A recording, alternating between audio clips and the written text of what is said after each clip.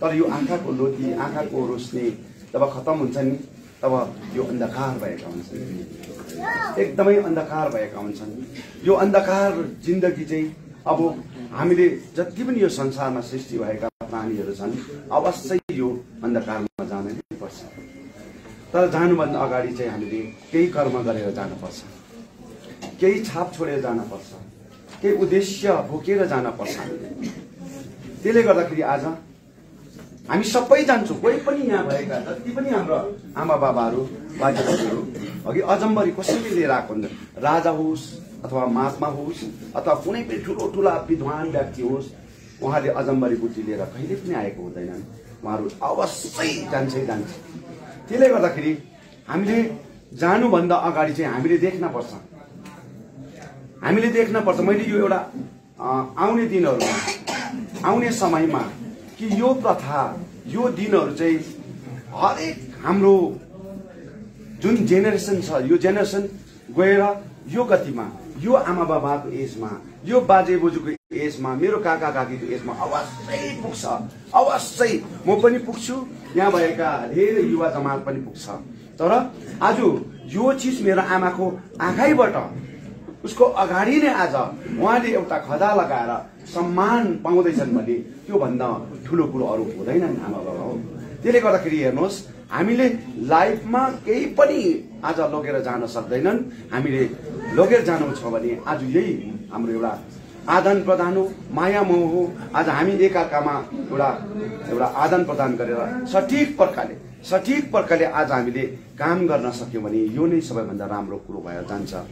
त्यसले गर्दाखेरि म यो 3.5 वर्षको अन्तरालमा अघि म यति साह्रो भयानक स्थितिको जिन्दगी काटेर आज मैले हरेक पहिलामा हरेक कदममा मैले अघि म आफ्नो एउटा प्रब्लमहरूलाई म तपाईँहरूको अगाडि बताइरहन सक्दिनँ। तर अलिकति किनभने लाइफमा कुनै पनि घटना हुन्छन् भने, कुनै पनि विषय हुन्छन् भने यो चिजलाई चाहिँ नबताइकन चाहिँ कोही पनि हुँदैन भन्ने कुरो चाहिँ छन्। त्यसले गर्दाखेरि यो मेरो लाइफमा चाहिँ आज जुन प्रकारले एउटा म स्ट्रगल गरेका छु, अनि भारत स्वतन्त्र भएको 9 वर्ष बितेर जाँदाखेरि पनि यस्ता स्ट्रगलहरू धेरै आए गए, बुझ्यो नि, आए गए।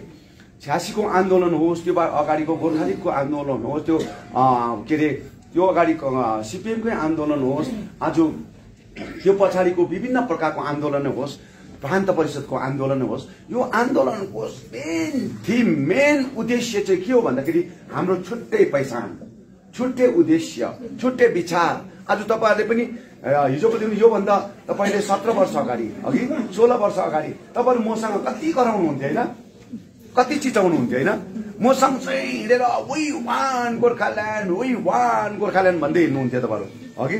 तर आज आएर 17 वर्ष 18 वर्षको एज पश्चात तपाईँले त्यो भन्नु अलिकति गाह्रो पर्छ, किनभने एज आज धेरैभन्दा धेरै बितिसकेका छन्।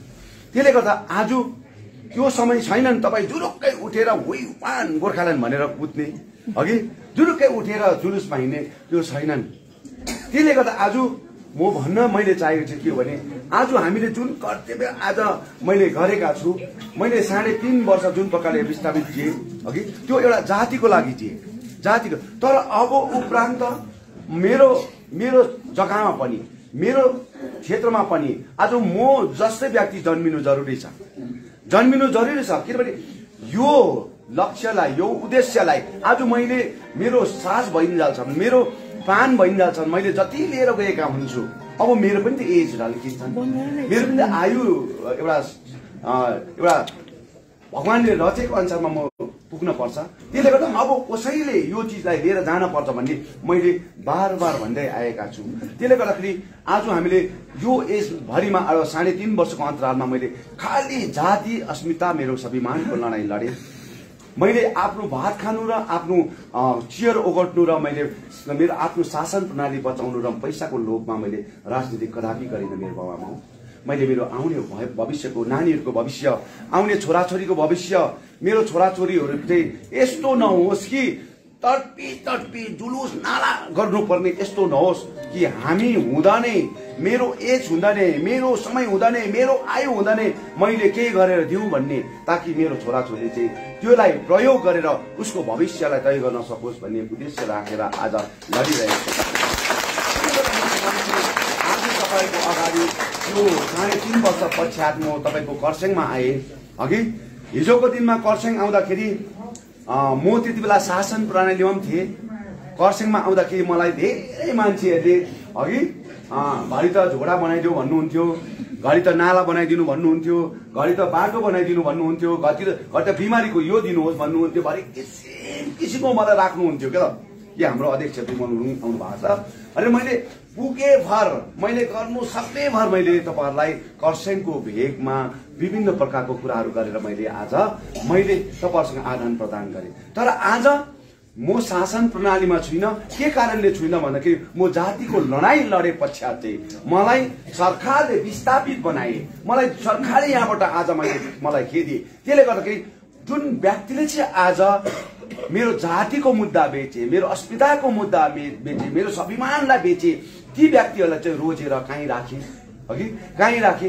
त्यहाँ राखेर चाहिँ आज जुन प्रकारको हामी माथि दूरी एकदम 3.5 वर्षको अन्तरालमा दूरी राखे र यो 3.5 वर्ष पश्चात चाहिँ म तपाईँहरूलाई भेट्दाखेरि चाहिँ मैले तपाईँलाई केही एउटा भेट स्वरूप यो अवस्थामा म पनि पुग्छु, ताकि भोलिको दिनमा त्यति बेला पनि मलाई पनि दिने कोही यस्तो लिडर निक्लोस्, ताकि मेरो एजमा पनि भोलिमा अध्यक्ष विमल गुरुङले गरेको प्रथा, उहाँले बनाएको यो बाटो चाहिँ सबैले सिकोस् भन्ने कुरोमा चाहिँ मैले आज तपाईँहरूको लागि एउटा ओल्ड एज एउटा पेन्सनको लागि मैले यहाँनिर वार्डको हाम्रो वृद्ध भएका मेरा बाउ आमाहरू, दाजुभाइ दिदीबहिनीहरू जो पनि छन्, बाजे बोजूहरू, उहाँलाई यो एउटा केही रकम कि तपाईँहरूलाई यो बुढेसकालको यो विषयमा तपाईँहरूलाई कोही दबाई खानु, कोही मिठाई खानु, कोही बिस्कुट खानु, कोही हुन्छ नि। अब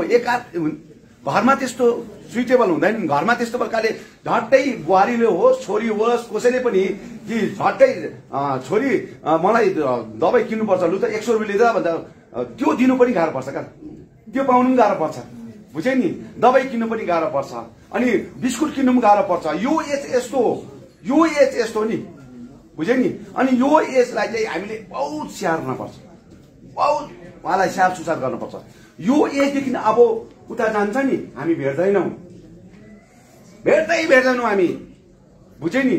यो एजदेखि उता गएपछि नि हामीले भेट्दैनौँ। उसले हामीलाई जन्म दिए, 10 महिना गर्भमा राखेर, अघि 10 महिना गर्भमा राखेर आज सृष्टि गराए र आज यो अन्तिम घडीको विषयहरूमा चाहिँ हामीले त्यहाँबाट उता चाहिँ उहाँलाई भेट्दैनौँ। यो यसमा अवश्य हामी पुग्न पर्छ। त्यसले गर्दा उहाँलाई यति बेला तातो चिसो दबाई बिस्कुट इत्यादि हर्लिक्स विभिन्न प्रकारको चिजहरू खानु मन लाग्छ, तर पाउन सक्दैनन्, खोजेर पनि पाउन सक्दैनन्, बुझ्यो नि। त्यसले गर्दाखेरि चाहिँ म एउटा तपाईँको अभिभावक, गार्जेन, म तपाईँहरूको छोरा नाति भाइ भतिज, त्यो साइनोले चाहिँ तपाईँहरूलाई आज मैले केही दबाई पानी खाओस् है मेरो आमाहरूले बाबुहरूले, ताकि म 3.5 वर्ष यहाँ नहुँदाखेरि भगवानलाई, ईश्वरलाई, सूर्यलाई, चन्द्रलाई मस्जिदमा, गिर्जामा, चर्चमा, गुम्बामा कति प्रे गरे उहाँले, कति प्रार्थना गरे अध्यक्ष विमल गुरुङको आयु लामो होस्, उहाँ आइदिनुपर्छ यो जग्गामा भनेर कति प्रार्थना गर्नुभयो। अनि त्यो प्रार्थनाको आधारले नै आज तपाईँको अघि म छु 3.5 वर्ष होइन। घिसिङदेखि लिएर अरू लिएर जति पनि यो पहाडबाट जातिको अस्मितालाई धोकाबाजी दिएर गद्दार गरेर गएका कहिले पनि फर्केर आएन, तर विमल गुरुङले जातिलाई कहिले पनि धोका दिएन, स्वाभिमानलाई